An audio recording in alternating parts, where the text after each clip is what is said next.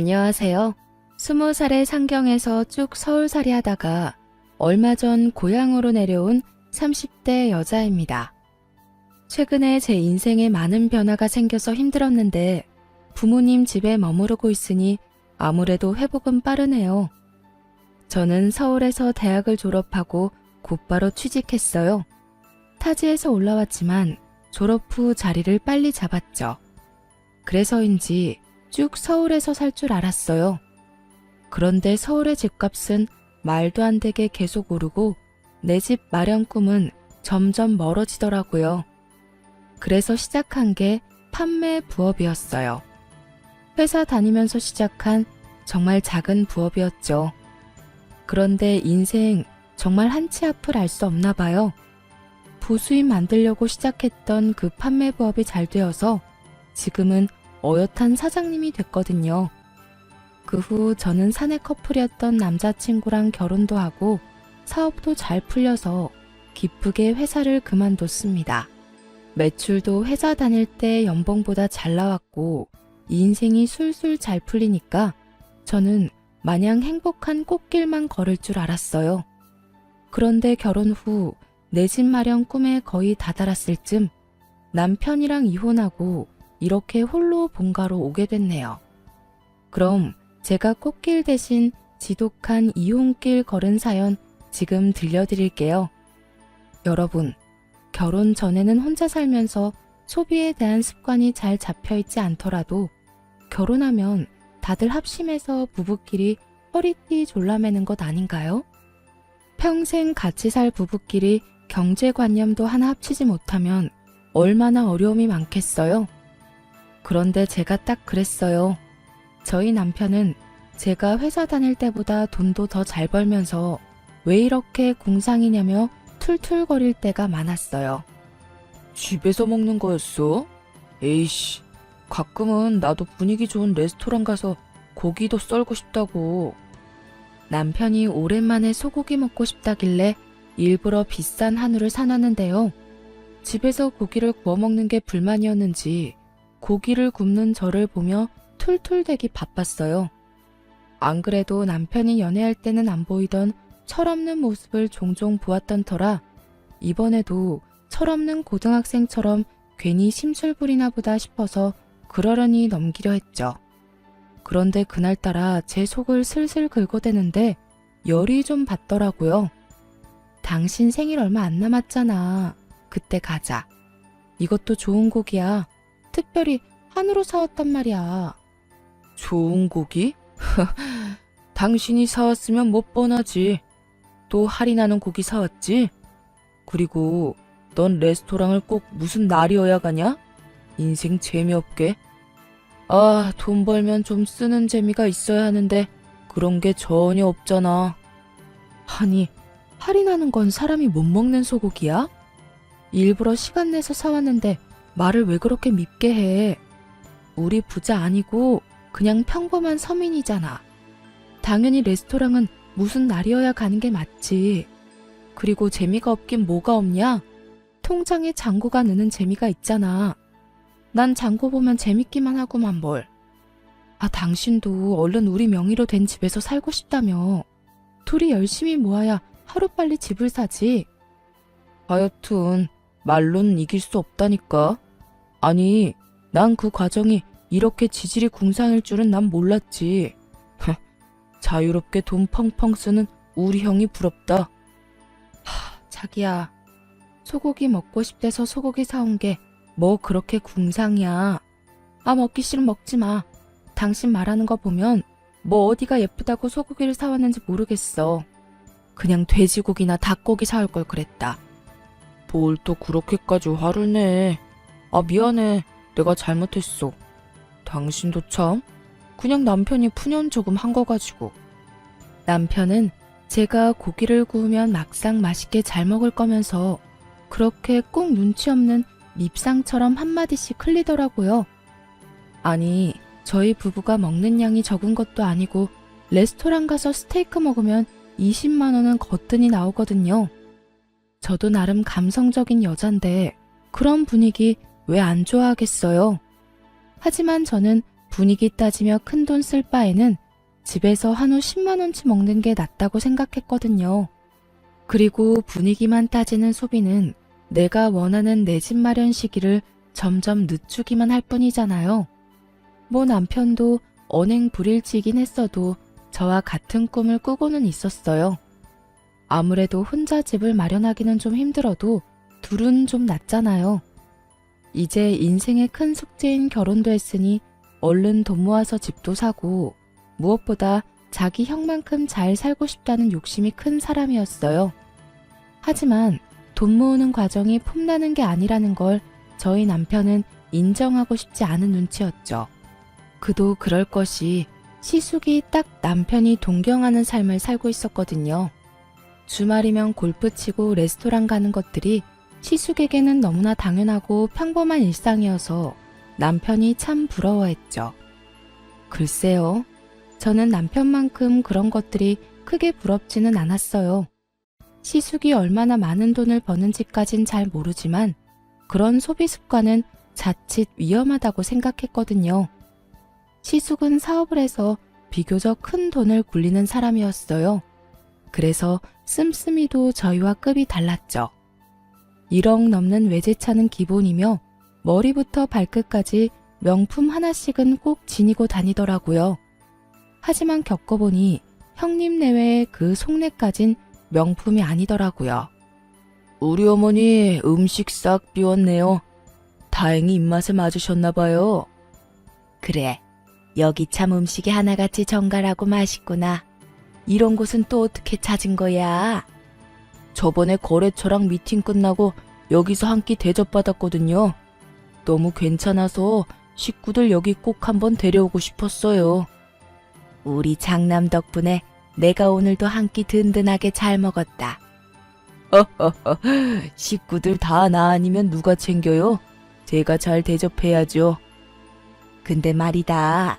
둘째 너희들은 우리 장남한테 이렇게 얻어먹고 항상 잘 먹었다는 인사는 제대로 하고 있는 거냐? 이놈아, 형이 아무리 돈을 잘 번다지만 가끔씩은 너희가 살 때도 있어야지. 남편에게 그런 말을 하면서 꼭 제게 눈을 흘기는 시모였죠. 제가 시댁에 돈 쓰지 말라고 남편 잡은 것도 아닌데 말이죠. 시모는 식구들과 식사할 때마다 꼭 저희에게 그런 잔소리를 했어요. 언제나 형 부부를 본받아라. 이런 형이 어딨냐고 말이죠. 시모는 특히 식사 직후 입에 침이 마르도록 시숙과 형님에 대한 칭찬을 늘어놓았어요. 그리곤 끝은 꼭 저희를 나무랐죠. 저희 부부가 딱히 잘못한 것도 없었거든요. 처음에는 그냥 시모가 밥을 먹으면 입으로 소화시키는 스타일이구나 하며 참았어요. 그런데 참는 것도 한두 번이지. 저도 여러 번 듣다 보니 너무 거북해서 어느 날은 가만히 있지 못하겠더라고요. 무엇보다 제겐 당당히 나설 수 있는 이유가 충분히 있었어요. 시숙은 다 같이 외식할 때면 꼭 나서서 이렇게 큰 소리치곤 했어요. 오늘 식사는 이 장남이 계산할게요. 난 정말 우리 가족들 입에 들어가는 건 하나도 아깝지 않아. 처음에는 저도 감사했는데 나중에는 그냥 엄청 웃겼어요. 자기가 식사 계산한다고 온갖 생색내며 계산하더니 막상 집 가면 남편한테 식사값의 반을 입금하라고 연락이 왔거든요. 저도 이 사실을 나중에서야 알았어요. 남편은 평소에 눈치 없이 제 속을 잘만 긁으면서 어쩜 자기 식구들 앞에서는 한마디도 못하는 거예요. 참 못났죠? 아니, 이번 식사는 진짜 아주버님이 사는 거 아니었어? 매번 왜 어머님 앞에서는 본인이 결제한다면서 큰소리치고 뒤에서 얌체같이 당신 보고 돈을 보내래? 그거야 그냥 형도 엄마 기분 좋으라고 그러는 거지 뭐. 그러니까 그게 뭐야. 사람 바보 만드는 것도 아니고. 난 더 이상 형님이랑 아주버님 장단에 맞춰주기 싫어. 게다가 어머님은 항상 우리 계산 안 한다고 눈치 주잖아. 잘못한 것도 없는데 왜 우리가 눈칫밥을 먹어야 해?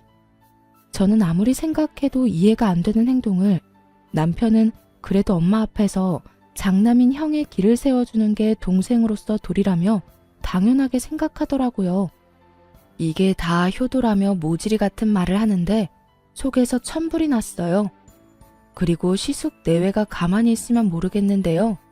매번 돈은 저희랑 나눠서 내면서 양심에 찔리지도 않는지 온갖 생색을 내는 꼴이 너무 보기 싫더라고요. 심지어 자기들은 돈도 많아서 명품 휘감고 다니면서 왜 그런 거짓말을 하는지 도무지 이해할 수가 없었어요. 오늘 밥값도 또 우리 장남이 혼자 다 계산하는 거냐? 둘째 너는 형이 계산하기 전에 좀 나설 수 없어? 엥. 형, 잘 먹었어. 역시나 형 앞에서 아무 말 못하고 멍청하게 당하는 남편을 저는 힘껏 노려보면서 어머님께 사실을 말하려 했어요. 그게 아니라요, 어머님. 사실은 어머니, 또 잘 드시고 왜 그러세요? 누가 계산하는 게 뭐가 중요해요? 다들 식사 맛있게 했으면 됐죠. 맞아요, 어머님. 이 사람이 장남이니까 서방님이 계산하는 건 또 절대 못 보잖아요. 동서, 우린 정말 괜찮아. 네? 아니, 형님. 그런데 제가 억울해서 뭐라 말하려더니까 형님이 눈치채고 제 말을 딱 끊어버리는 거 있죠? 어머님, 그리고 좀 더 여유로운 쪽이 계산하는 게 맞죠. 저희는 정말 누가 계산하고 그런 거 전혀 신경 안 쓰니까 너무 그러지 마셔요. 언젠가는 서방님이랑 동서도 크게 쏘겠죠. 그치, 동서? 형님이 그 순간 제게 윙크하면서 말하는데 어이가 없어서 말문이 턱 막혀버리더군요. 그리고 어머님, 저희 남편이요. 저한테는 새옷 한 벌 사주는 것도 아까워하는데 어쩜 식구들 챙기는 건 진짜 끔찍해요. 여보, 나한테도 좀 잘해. 허허허, 내가 항상 당신한테 고맙고 미안하지. 두 사람 정말 보기 좋구나. 둘째 너희는 이 모습 잘 보고 배워라. 에휴, 가족들한테 푼돈 아껴서 얼마나 잘 살려고 그러는지 원. 엄마, 둘째도 얼른 돈 모아서 자기 집 마련해야죠. 에이그, 그건 또 그렇네. 돈이 웬수다 웬수야. 엄마, 저희도 노력하고 있어요. 시모에게 대놓고 안 좋은 말을 듣는데도 아무 변명 없이 너털웃음 짓는 남편을 보고 저는 결심했네요. 얄미운 아주버님과 형님을 그날은 꼭 한 방 먹이기로요. 어머, 그런데 형님, 이건 또 못 보던 가방이네요. 아, 얼마 전에 아주버님 출장 갔다가 사왔다는 그 구하기 어렵다는 땡땡 명품백 맞죠? 응? 무슨 소리야, 동서. 에이, 좋은 가방 들고 계신데 티를 안 낼 수가 없죠. 그리고 저번에 전화로 말해주셨잖아요. 얼마 전에 연예인이 메고 나와서 구하기가 하늘의 별 따기라던 가방이 이거 맞죠? 아주버님 참 능력도 좋으시네요. 이 비싼 가방을 형님한테는 턱턱 사다 주시고 전화로 들었던 것보다 실물이 더 예쁘네요. 평소에 제가 궁금해하지도 않는데도 그렇게 전화를 해서는 선물 하나 받을 때마다 그렇게 자랑질을 해댔거든요. 보통 시숙이 출장 가서 사온 선물들은 다 비싼 명품이었으니까요. 그러니 오만 곳에 자랑하고 싶어서 입이 얼마나 근질거렸겠어요. 그리고 제가 평소 검소하게 다니고 명품도 들지 않으니까 신난 형님은 은근히 염장을 지르며 저를 무시했었거든요. 그래서 시모 앞에서도 그 명품 자랑질을 어디 마음껏 해보라고 제가 판을 깔아줬죠. 시숙 역시나 제 말에 많이 당황한 듯 보였어요. 형님은 곤란한 얼굴로 누나를 요리조리 굴려댔어요. 시숙 눈치 한번 봤다가 다시 시모 눈치 봤다가 아주 바빴죠. 에이, 동서, 무슨 소리야? 저 가방 얼마 안 해? 아, 역시 아주버님한테는 국산차 한 대 값이 그렇게 큰 돈은 아닌가 봐요. 저는 무서워서 남편이 그런 비싼 가방 사준다 해도 싫다고 거절했을 거예요. 뭐? 국산차? 네, 어머님. 아주버님 정말 로맨티스트이지 않아요? 출장 갈 때마다 어떻게 한 번도 빼먹지 않고 구하기 어려운 명품백을 턱턱 구해오시는 건지. 으이그 여보, 아주버님이 형님한테 이렇게 잘하는 걸 당신은 좀 보고 배울 필요가 있어. 그게 여보, 그건 지금 할 얘기가 아닌 것 같은데. 응? 뭐가? 저는 아무것도 모른다는 얼굴로 해맑게 웃었어요. 남편이 눈치 보느라 진땀 빼고 있을 때 시모는 역시나 제가 예상한 반응을 보였죠. 참나, 넌 네 애미는 생각이 안 나던? 엄마, 그게요. 애미야, 너는 네 시애미 생각 안 나던? 어머님, 그런 거 아니에요. 아니긴 뭐가 아니니? 너네 지금 늙은이는 명품이고 뭐고 그냥 돼지처럼 배만 불리면 된다 그거지? 난 뭐 먹을 줄만 알아?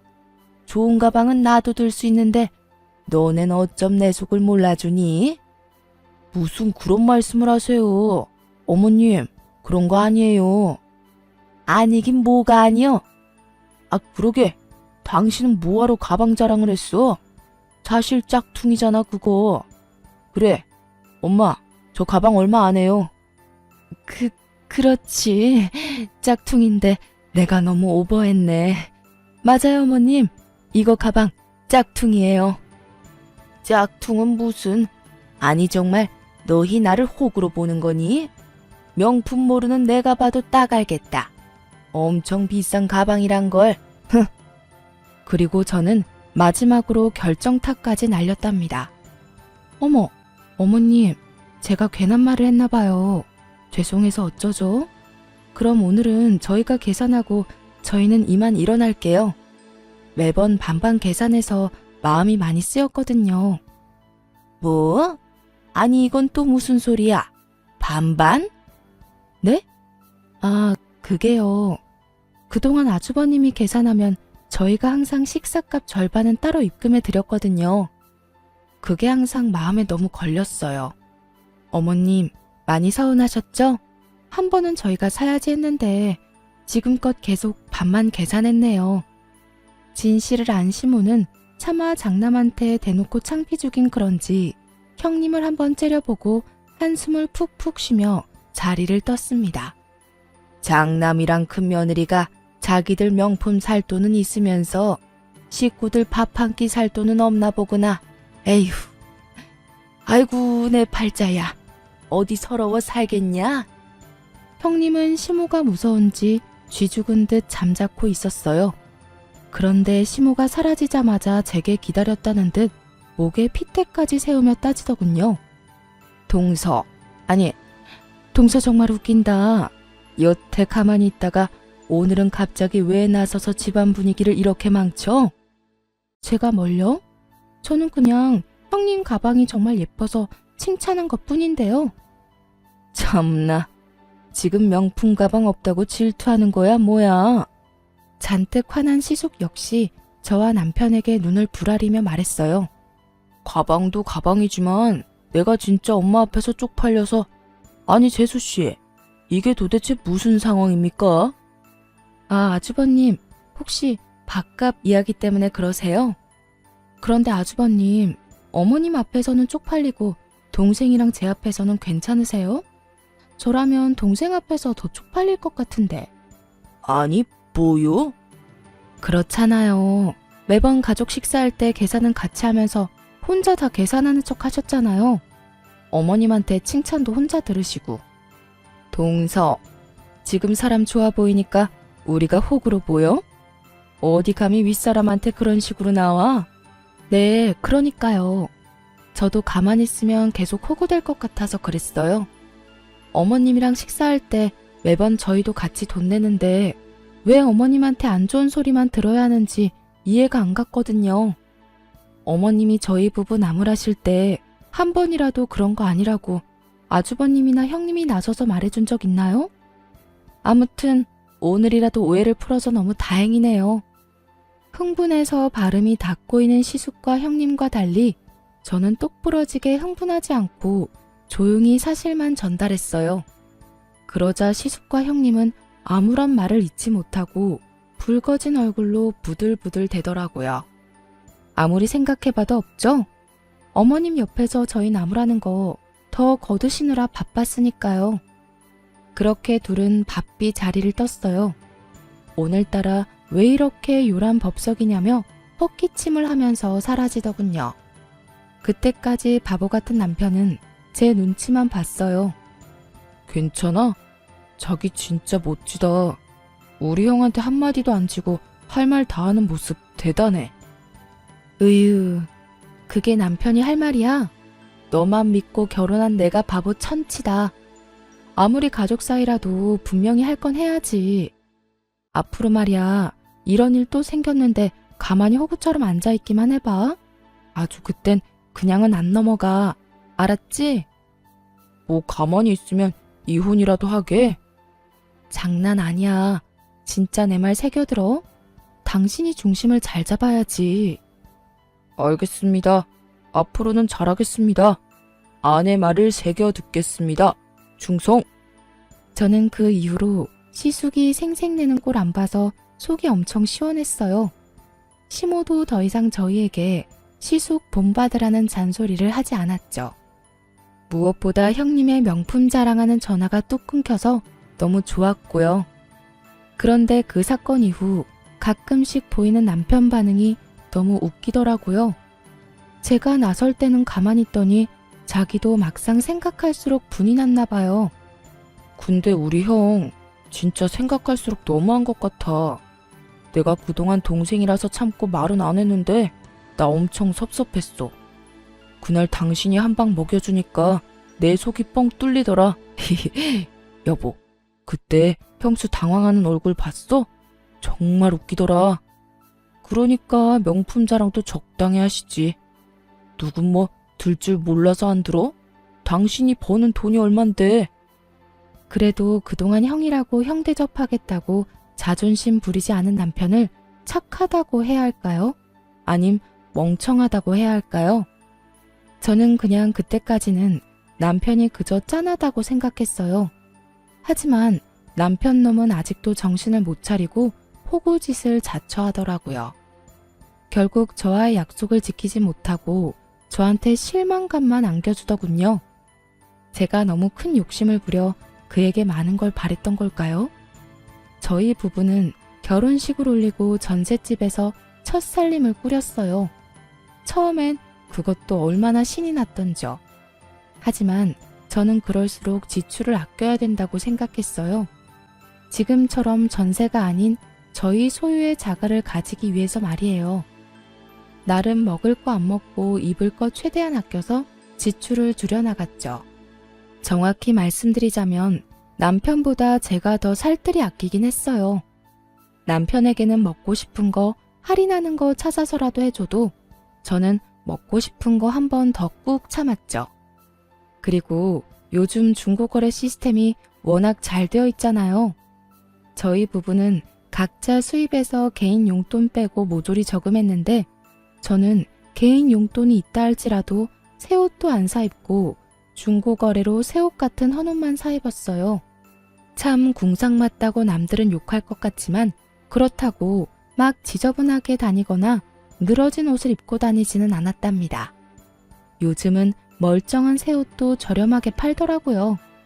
누구는 굳이 미련하게 그렇게까지 왜 하냐 욕할지 몰라도 저는 빚 없는 저의 보금자리를 위해서 지금 당장에 헌옷을 입어도 괜찮았어요. 얼른 돈 모아서 내 집 사고 싶은 마음뿐이었죠. 그런데 이 철없는 남편은 밥 먹고도 항상 입이 심심하다며 디저트나 간식을 배달시켜 같이 먹자며 떼를 쓰더라고요. 여보, 방금 밥 먹었는데 뒤돌아서니까 금방 또 배고프네. 아, 여보, 난 매운 게 왜 이렇게 땡기지? 우리 맛있게 매운 땡땡 떡볶이 시켜 먹을까? 연애 때였으면 저도 바로 떡볶이 제안에 넘어갔겠지만 이제 가정을 이뤘고 목표가 있는 저는 의지의 대한민국 아줌마였죠. 집 앞에 분식집 아직 안 닫았을걸? 분식집에서 포장해오면 5,000원이면 먹을 수 있는데 배달 떡볶이는 너무 비싸. 이것저것 시키면 배달비까지 거의 2만 원 넘잖아. 자기 먹고 싶으면 얼른 가서 사와. 난 안 먹어도 돼. 아, 싫어. 나가기 귀찮아. 그럼 떡볶이 말고 치킨은 어때? 오랜만에 치맥할까? 시원한 생맥주도 같이 시켜서 한잔하자. 당신 아까 밥 그렇게 먹고 밤중에 웬 치킨이야. 그렇게 출출하면 내가 치킨 너겟이라도 구워줄까? 냉장고 안에 캔맥주도 있어. 남편이 배달 음식으로 유혹할 때마다 저는 배달 어플 대신 냉장고랑 식량 창고를 열심히 뒤져서 남편에게 먹을 거리를 찾아줬어요. 뭐 남편은 당연히 제게 싫은 소리 했죠. 자기 개인 용돈으로 시킬 건데 왜 배달도 맘대로 못 시킨다며 엄청 짜증을 냈어요.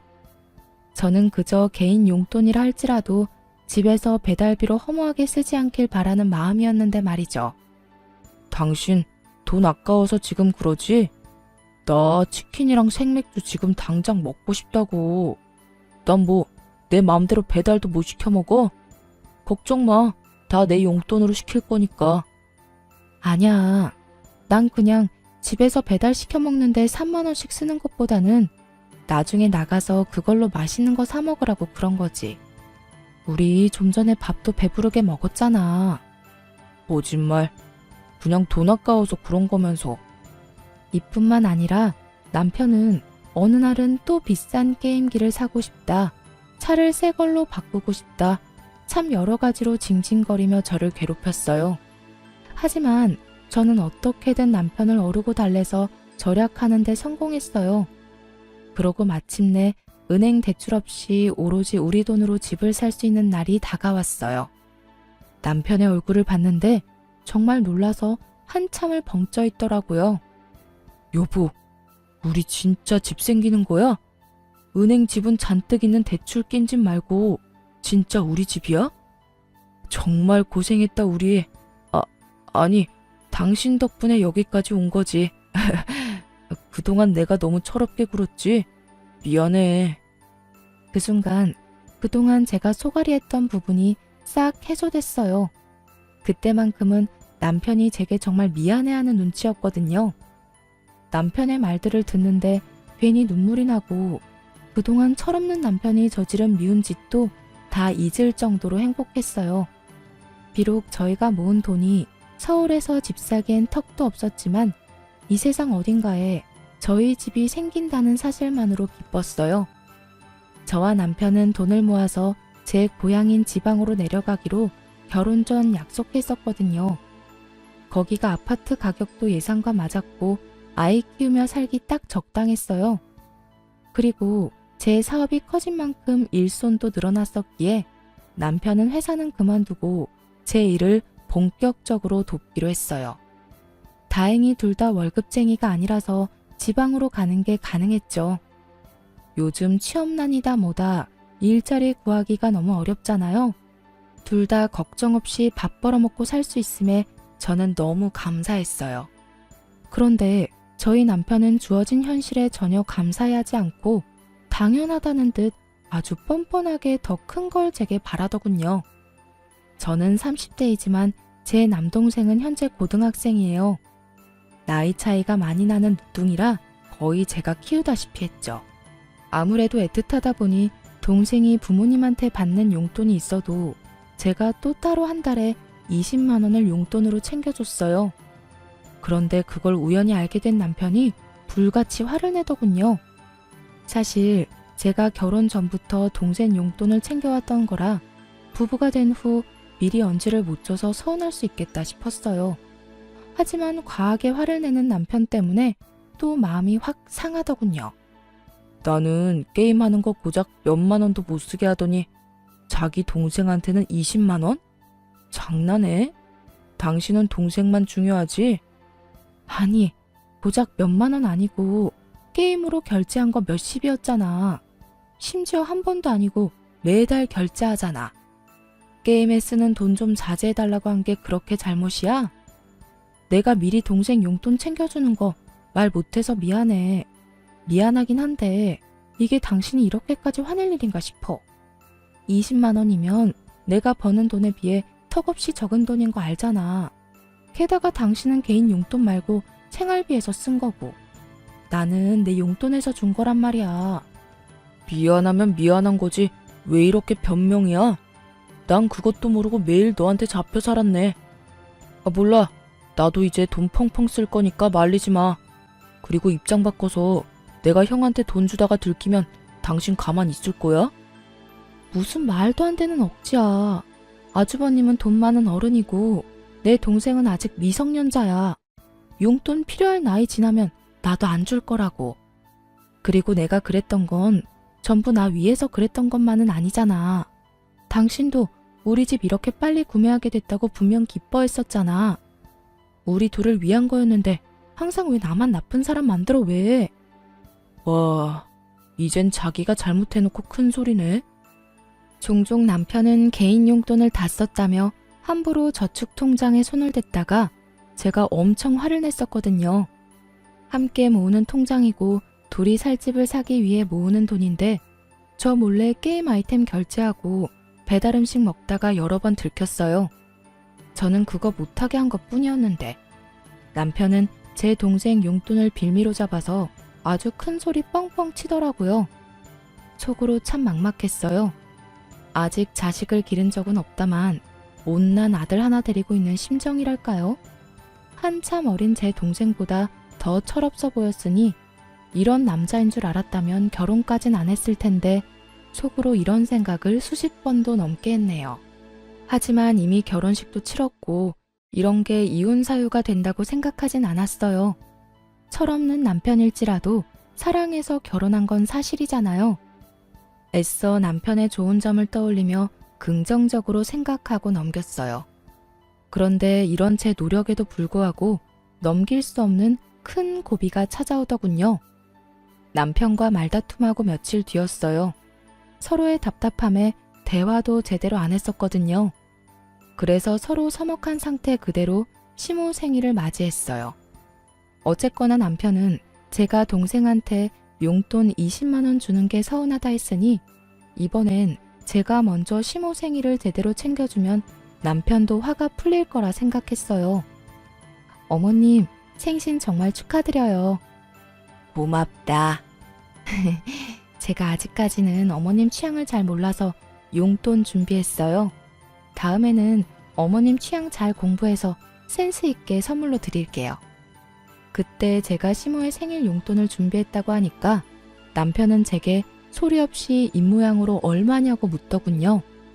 저도 마찬가지로 입모양으로 100이라고 말하자 남편은 뭔가 마음에 안 든다는 듯 아리송한 표정을 지었어요. 식사 끝나고 저랑 같이 백화점 가요, 어머님. 제가 가서 마음에 드는 가방 하나 사드릴게요. 용돈도 모자라서 가방? 어머, 둘째가 무슨 일이냐? 무슨 좋은 일이라도 생겼어? 요즘 사업 잘 풀리나 봐. 그래, 일이 안 되기만 하면 재미없지. 그래, 아무쪼록 잘 풀려서 다행이다.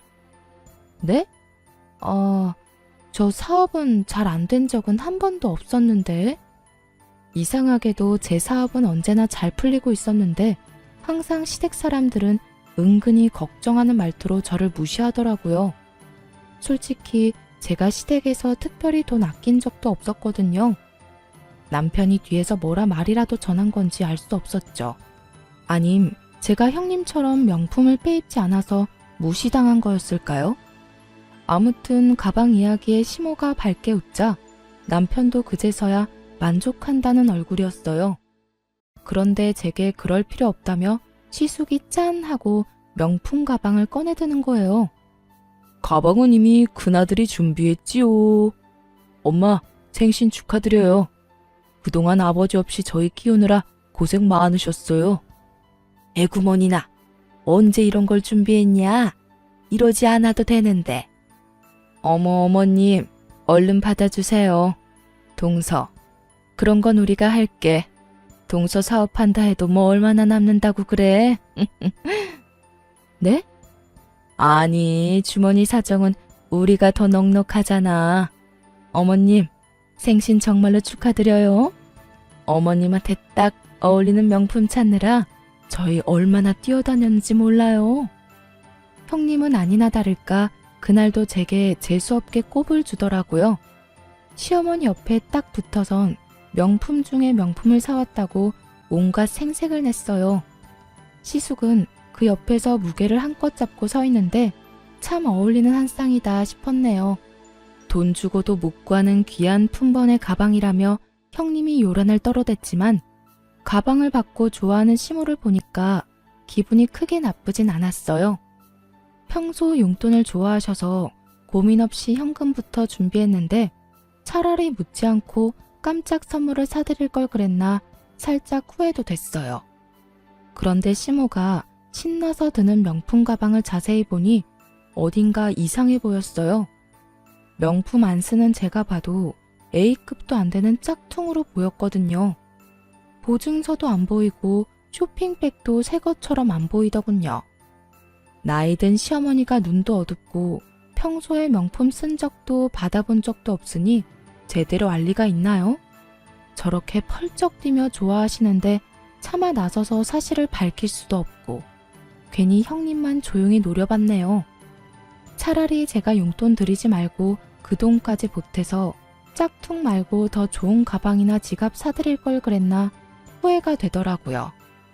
아무것도 모르고 짝퉁을 받고 기뻐하는 시모를 보며 속으로 참 짠하다고 생각하고 있었는데 이번엔 시모가 무슨 일인지 제 돈봉투를 웃으며 거절하는 거 있죠? 둘째 아가, 용돈은 됐다. 오늘은 그저 네 마음만 받으마. 시모가 그럴 리가 없는데 예상치 못한 반응이 나오자 당황스러워서 오히려 제가 뭘 크게 실수했나 싶었어요. 생일인데 현금만 딸랑 준비한 게 서운해서 그런가 싶었는데 아주 시모가 하는 뒷말이 너무나 충격적이었어요. 짠한 감정은 순식간에 저 멀리 사라졌거든요. 아, 너네가 장남 사업자금 보태기로 했다며? 근데 내가 어떻게 염치 없이 용돈을 받겠니? 둘째야, 참 잘 결정했다. 아가, 너도 사업하니까 잘 알겠지? 가족사이긴 하지만 이것도 투자라고 생각해. 우리 장남이 원금보다 분명 배로 돌려줄 거야. 그럼 가족이라면 이렇게 서로 어려울 때 도와야지. 나한테는 그게 선물이야. 그러니 내 용돈은 됐다. 너도. 네? 어머님 그게 도대체 무슨 말씀이세요? 제가 돕다뇨 뭘. 저는 너무 놀라서 목소리는 물론이고 몸이 벌벌 떨리기 시작했어요. 남편은 그런 저를 보고도 태연하게 이렇게 말했죠. 우리 집 살 돈 잠깐 형한테 빌려주기로 했어. 뭐? 왜 나한테 말 안 했어? 며칠이나? 며칠이라니? 3억 다시 받으려면 좀 시간 걸리지. 세상에, 정신 나간 남편놈이 아파트 계약금 자그마치 3억을 저와 상의도 없이 시숙에게 사업자금으로 빌려주기로 했다는 거예요. 저는 그 순간 이성의 끈이 딱 풀렸어요. 그동안 참았던 울분도 함께 터졌죠. 아주버님한테 그런 푼돈이 왜 필요해? 아주버님, 돈 많은 거 아니셨어요? 형님 입이 있으시면 말을 해보세요. 아까 저보고 여유 있다고 하셨잖아요. 그렇게 은근히 저 무시할 때는 언제고 갑자기 집 살 돈을 빌려달라고요? 다시 갚을 능력은 되시고요. 야, 우리 형이 우리 돈 떼먹었어? 왜 이렇게 막말이야? 그리고 넌 네 동생 달에 20만 원씩 용돈 주면서 이건 또 용납이 안 돼. 심지어 우리 형은 네 동생처럼 날름 돈만 받는 게 아니라 빌리는 거라고. 나중에 이자 쳐서 다 갚을 건데 뭐가 문제야? 그거랑 이거랑 같아? 미쳤어 당신? 그동안 우리가 이 집 사려고 얼마나 고생했는데 주말마다 골프 치러 가는 당신 형이 뭐가 아쉬워서 우리한테 3억을 빌려? 은행한테 빌리라 해. 참나, 뭐가 어째? 가만 듣다 보니까 기가 막혀서 넌 네 동생 뒷바라지를 결혼해서도 하고 있었냐? 그게 무슨 못 배워먹은 행동이냐? 넌 이제 엄연히 우리 집 식구다. 어디 친정 식구만 뒤에서 몰래 챙기려고? 그리고 올랑 3억 가지고 어디 유세야? 넌 시댁이 우습냐? 어머님, 3억이에요. 그게 비교가 되나요? 그리고 결혼했다 해도 친정이 남이 되는 게 아니잖아요. 네, 우스워요. 너무너무 우습네요. 무엇이라? 시모는 그 자리에서 저를 잡아먹을 듯이 달려들어 호통을 치더군요. 여러분, 20만 원이랑 3억이 같은 선상에서 비교할 게 되나요? 아무리 빌려준다지만 최소한 저랑 상의는 했어야 하잖아요. 당연히 그 3억에는 남편보다 제가 더 지분이 많았고요. 무엇보다 남편이 저와는 아무런 상의 없이 집값을 시댁에 홀랑 다 넘겨줄 계획을 하고 있었다는 게 너무 소름 끼쳤어요. 당신한테 미리 말 못한 건 내가 미안해. 근데 집에 가서 따로 이야기하면 되는 걸 이런 날 꼭 여기서 이런 식으로 싸워야 직성이 풀려? 그리고 막말로 내가 진작 털어놨어도 당신이 쉽게 허락했겠냐고. 설마, 아니지? 그래, 아파트 잔금 안 넣었어. 설마 했는데 시모 생일이 아파트 잔금 치르는 날짜였거든요. 여태 안 치르고 이놈이 그걸 시숙에게 넘겨줄 생각을 하고 있었더라고요. 정말 미쳤어, 당신. 그동안 미운 짓 해도 나쁜 짓은 안 해서 참았어. 근데 이렇게 내 뒤통수를 쳐? 제가 참다 못해 소리를 지르자 시모가 좋은 날 분위기 망치지 말라며 오히려 큰 소리를 치는데 하는 말이 참 가관이었어요. 참나, 우리 집에 들어와서 다시 열심히 모으면 그깟 지방 아파트 한 채는 금방 산다. 뭘 3억에 그렇게 발발 떨고 난리야? 역시 너는 그릇이 너무 작다. 그러니까 사업에 동 발전이 없는 거야. 우리 장남처럼 배포가 커야지. 그리고 이참에 너 부족한 살림도 나한테 배우고 얼마나 좋은 경험이야? 그런 와중에도 형님은 시모 뒤에 숨어서 아무 말 안 하고 새침하게 있더군요. 시숙도 헛기침을 하며 사과나 부탁의 말 없이 통보하듯 금방 쓰고 돌려주겠다 말했어요. 상식이 안 통하는 시댁 식구들과 정말 답이 없는 남편을 보니 저는 이쯤에서 결혼 생활 마무리해야겠다 싶었어요. 그동안 사치 부리고 돈도 물쓰듯 함부로 쓰는 걸 두 눈으로 다 봤는데 제가 뭘 믿고 피 같은 돈을 맡기겠어요? 그리고 제가 왜 멀쩡한 제 집 두고 시댁에 들어가 시집살이를 해야 되는지 더 이상 볼 것도 없던 저는 그 자리에서 일어나 곧장 남편 싸대기를 날리며 선언했네요. 이혼해. 징글징글하다 아주. 너도 너네 식구들도 하나같이 다 꼴도 보기 싫어. 아무짝에도 쓸모없는 당신 아들 더 이상 필요 없으니 반품합니다. 얼른 데리고 가세요, 얼른. 불량도 이런 불량이 없지. 그 와중에 시모는 자기 아들 뺨 맞은 것만 눈에 보이는지 아주 개거품을 물더라고요. 네가 감히 어디 손찌검이야? 그리고 뭐 불량? 너 말 다 했냐? 네, 불량은 물론이고 절대 못 고쳤어요. 저 그동안 이 철없는 자식 데리고 사느라 너무 힘들었거든요. 뺨 한 대 정도는 양반 아닌가요? 더 날리고 싶은 거 겨우 참은 거예요. 그러니까 이제 어머님이 이놈 다시 데려가서 마저 키우세요.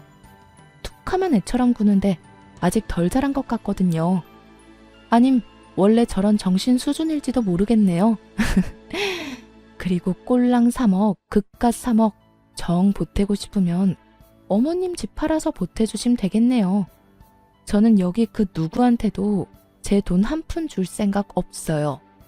여보, 너 진짜 왜 그래? 정신 차려. 너무 흥분했어. 그만해. 진정하고 집 가서 이야기해. 너야말로 정신 못 차렸니? 아직도 상황 파악이 안 돼? 네 형한테 투자하고 싶으면 이혼하고 네 돈으로 해, 이 자식아. 남편은 지금껏 뭘 믿고 그렇게 나댔던 건지 저의 단호한 이혼 선언에 동공이 마구 흔들리며 깨갱하더군요. 내가 잘못했어. 우리 일단 집 가서 둘이 이야기해, 응? 남편은 이런 반응은 예상을 못했던 건지 갑자기 잘못했다고 싹싹 빌기까지 하더라고요. 그런데 더 어이가 없는 건 남편 옆에 서 있던 시숙 부부가 하나도 잘못한 거 없다며 얼른 일어나라며 호통치는 모습이었죠. 자기들이 꼭 피해자인 것처럼 행동하는 꼬라지를 보고 있자니 너무너무 약이 올랐거든요. 그래서 혼자 삼키려던 말도 참지 않고 시원하게 내뱉어줬어요. 내가 진짜 이 말까지 안 하려고 그랬는데 어머님 잘 들으세요. 사실 아주버님이 준 저 가방 짝퉁이에요. 그것도 동네 어디 시장에서 10,000원 주고 산 것 같은데 어머님 수준에 딱 맞는 가방 사왔다고 떠들어대더니 백화점도 아닌 시장 바닥이라고요. 이래도 어머니 생각만 하는 아주 끔찍한 장남 같아요. 어디 모임 같은데 들고 나갔다가 쪽팔림 제대로 당하실 텐데. 그때 흥분한 형님이 저를 냅다 밀치려고 해서 빠르게 피했어요. 그랬더니 보기 좋게 혼자 바닥에 고꾸라지더라고요. 이게 무슨 짓이야? 난 아무 짓도 안 했는데. 지금 어디서 이간질이야? 어머님, 그런 거 아니에요. 진짜 짝퉁이냐? 시모가 믿을 수 없다는 듯 가방을 여기저기 살피기 시작했어요. 네, 그 가방 들고 매장에 가보세요. 진품인지 아닌지 알 수 있겠네요. 덤으로 쪽팔림도 없고요. 아니 보증서 같은 것도 없고 허접한 봉투에 담아주는 게 무슨 명품이래? 아주버님도 참 형님한테는 구하기 어려운 명품도 잘만 턱턱 구해주더니 평생 키워준 엄마한테는 A급도 아닌 하급 짝퉁을? 아유 어머님은 찬밥 안 먹어도 배부르시겠어요. 못난 아들이 하나도 아니고 둘이나 있잖아요. 시모는 어쩐지 이상하더라는 말을 하며 냉큼 형님 머리채를 낚아채더군요. 그런 수모를 겪고도 차마 자기 아들 머리채는 못 잡겠고 분은 풀어야 하니까 선택한 게 며느리 머리채였던 거죠. 게다가 시모한테 구하기 어려운 비싼 가방이라고 어찌나 열심히 바람잡이를 했는지 어찌 보면 형님한테 더 열받았을 수도 있고요. 너 이년아, 넌 다 알고 있었지? 이게 감히 시어머니를 농락해? 지는 좋은 가방 쓰면서 나한테는 어디 짝퉁을 내밀어? 어머님, 이것 좀 놓으세요. 아니, 제가 사왔어요? 장남이 사온 거잖아요. 왜 저한테 그러세요? 근데도 이게 정신 못 차리고? 시모는 형님의 머리채를 잡고 마구 흔들다가 분이 안 풀리는지 짝퉁 가방을 사정없이 형님에게 휘두르더라고요.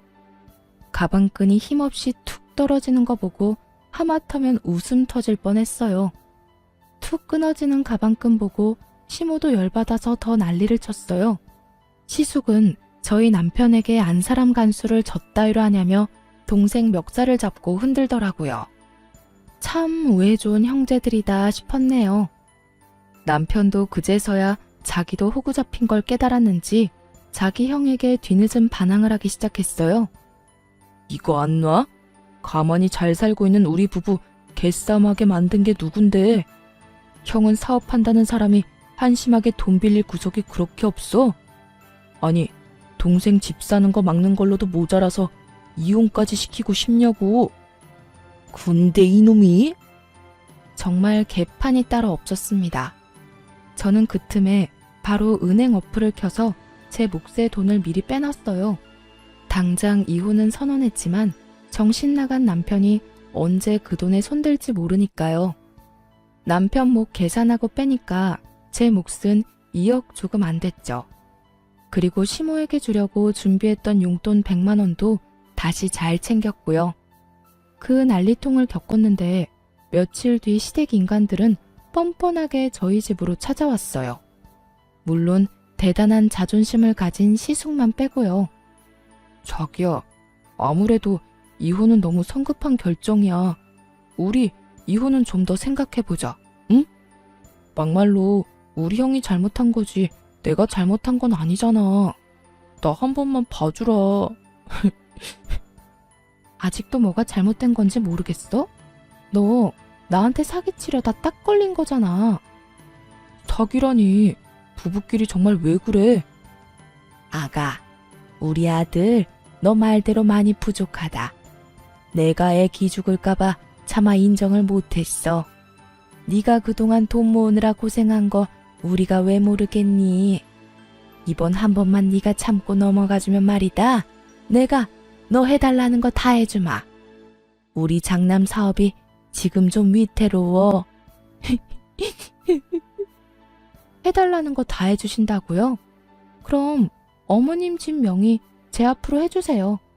어머님 집에서 제가 살 테니까 어머님은 형님네 가서 살면 되겠네요. 그건 아무래도 좀... 그건 또 싫으세요? 그리고 사업이 엄청 위태롭다면서 정작 당사자는 어딜 갔는지 안 보이네요? 그게 그이가 여기저기 돈 빌리러 다니느라 바빠서 말이야. 동서, 내가 그동안 잘해주지 못해서 미안해. 이참에 우리 자매처럼 친하게 지내자, 응? 남편, 시모, 형님 셋이 제 앞에 무릎 꿇고 싹싹 비는데 저는 그 모습들도 그저 가증스럽기 짝이 없더라고요. 결국 제 돈이 필요해서 미안한 척 연기하는 거니까요. 제게 돈 아끼고 궁상이라고 눈치 줄 때는 언제고요. 사정 들어보니 도와준다는 사람들이 갑자기 다 등을 돌려서 가족들이 도와주지 않으면 아예 망하기 직전이었어요. 그러게 얼마나 주변에 못했으면요. 하긴 친동생한테도 그러는데 알만하네요. 근데 아주버님 끝까지 자존심 부려서 직접 안 온 거 맞죠? 아니, 돈이 필요하면 직접 와서 부탁해야죠. 아깝다. 난 빌려주고 싶었는데 한 명 무릎이 부족해서 안 되겠네요. 제가 그렇게 도발하자 형님은 제 예상대로 본 모습을 보이더군요. 야, 너 말이야. 주제를 알고 까불어. 말이 너무 심하잖아. 지금 잠시 우리가 위태롭지. 잘 풀려봐. 어디 너 따위가? 무릎 꿇으러 온 와중에도 머리부터 발끝까지 명품 치장하고 온 형님 보고 진절머리 났거든요. 그래서 속 시원하게 이렇게 말했죠. 어쩌죠? 난 내 주제 잘 알아요. 어디 저 따위가 그 대단한 사업을 돕겠어요? 평범한 서민은 절대 못 돕죠. 주제를 알아야 할 건 당신들이에요. 나 이제 집안 사람 아니니까 더 이상 이렇게 찾아오지 마시라고요. 그리고 심한 건 내가 아니라 그쪽이죠. 남편 망할 위기에 온갖 명품 휘두르고 뭐해요? 나한테 구걸하기 전에 당신 집에 있는 그 명품들이나 가져다 팔아요. 뭐라고? 어디 자존심 부려? 지금 네가 큰 소리 칠 때야? 어머님, 네가 사치만 안 했더라도 장남이 현금이 모자랐겠어? 어머님, 저만 그 돈 썼겠어요? 장남이 유흥하느라 다 썼네요. 애초에 돈을 빌려줄 생각은 없었지만 저를 두고 실랑이를 벌이는 꼴을 보니 어이가 없었어요. 형님은 더럽고 치사해서 빌릴 생각 없어졌다며 곧 사라졌고 그 뒤로 시모랑 남편이 제 바지가랑이 붙잡고 제발 도와달라는데 전 그냥 개무시하고 내쫓았어요. 그 뒤로 저는 신속하게 그 집에서 탈출했죠. 금전적인 거래가 오가지 않은 시점이라 물증만 있어서 소송은 안 하고 그냥 남편과 빠르게 협의 이혼했어요. 금전적인 거래가 있지 않아서 오히려 다행이었죠. 저는 전 남편이 감옥에 가는 것보다 제 피 같은 돈 못 돌려받는 게 더 무서웠으니까요. 시댁 근황은 굳이 알고 싶지 않았는데 소문이 들려오더군요. 전 시숙은 결국 사업 다 말아먹고 이혼 소송 중이라 들었어요. 형님이랑 시숙 그 나물의 그 밥이라고 잘 살지 왜 이혼하나 싶었죠. 한때 형님이었던 그 여자는 어이없게도 남편이 어려워지니까 아주 바로 이혼하자 하고 서류부터 들고 왔다네요. 그 모습에 시숙도 눈이 돌아서 절대 그냥 이혼 못 해준다고 했대요. 자기 와이프가 그동안 사치 부린 걸로 유책 삼아서 소송 걸었다고 하더라고요. 그 모자라고 못된 여자가 그 와중에 자기가 모았던 명품은 온전히 자기 거라며 울며 불며 소유권까지 주장했다고 하고요. 당연히 소유권은 전 시숙에게 돌아갔지만요. 제 전 남편이 이미 형 대신에 헐값에 팔아버린 명품 가방과 옷, 구두 때문에 그 여자 아주 피눈물 흘렸다고 하네요. 명품 그게 뭐라고 그 난리인지 저는 지금도 이해가 안 가요. 시모랑 전 남편은 뭐 자기 가족 말만 믿고 전 재산을 그 사업에 다 털어넣었다네요. 망할 사업에 왜 자기 가족들까지 다 끌어들인지는 모르겠지만 결국 쫄딱 망해서 그 셋은 방 한 칸짜리 집에서 같이 살고 있다 합니다. 형 취급, 장남 취급은 물론이고 인간 취급까지 못 받으며 돌려막지 못한 투자금 갚기가 힘들어 일용직을 전전하고 있는 것 같더라고요. 저번엔 전시숙이 술을 진탕 마셨는지 어이없는 문자를 보내놨더라고요. 읽어보니 저 때문에 망했다며 제 탓을 아주 장문으로 보내놓은 거 있죠? 제가 동업을 한 것도 아니고 돈 안 빌려줬다고 탓하는 건 무슨 심보인지 모르겠어요. 그냥 스스로가 무능한 걸 숨길 핑계가 필요했던 거겠죠? 전 시모는 말년에 무슨 꼴이냐며 밤마다 통곡을 한다는데 참 자업자득 같아요. 전 남편은 그렇게 이혼했는데 종종 제게 잘 지내냐고 연락이 오더군요. 지능이 낮은 건지 뻔뻔하게 잘 지내냐고 문자 와서 차단했어요. 저는 원래 계획대로 고향에 내려와서 잘 살고 있어요. 물론 이제 함께할 남편도 없고 집은 못 샀지만 부모님 집에서 가족들과 다 같이 살고 있어요. 부모님한테 적은 돈이지만 용돈 드리면서 계속 집을 사기 위해 저축 중이에요. 솔직히 저도 사람인지라 가끔은 돈 아낀다고 허덕이는 제가 싫을 때도 당연히 있었어요. 하지만 결국 제 곁에 남는 건 돈이었네요. 혼자지만 언젠간 저도 제 예산에 맞는 좋은 집 찾겠죠? 뒤통수 맞고 나니 사람은 더 이상 못 믿겠네요. 사치 부리고 허영 가득한 그들의 최후를 보니 제가 틀리지 않았고 올바르게 살았다는 걸 실감하는 요즘이에요. 가끔 앞뒤 사정 모르고 남편 배신하고 이혼했다며 저에게 안 좋은 말들을 하는 사람들도 있는 걸로 알아요. 그들에게 이 모든 사정을 하나씩 밝힐 수도 없고 답답했는데 앞으로 제 이야기 뒤에서 하는 사람들에게 이 사연을 대신 보내주려고요. 여러분, 혹시 제가 그런 시댁에 호구 잡혀서 돈 빌려주는 게 맞았다고 생각하세요? 부디 저의 탈출을 함께 축하해 주시리라 믿어요. 그럼 지금까지 제 긴 사연을 함께 들어주셔서 감사합니다.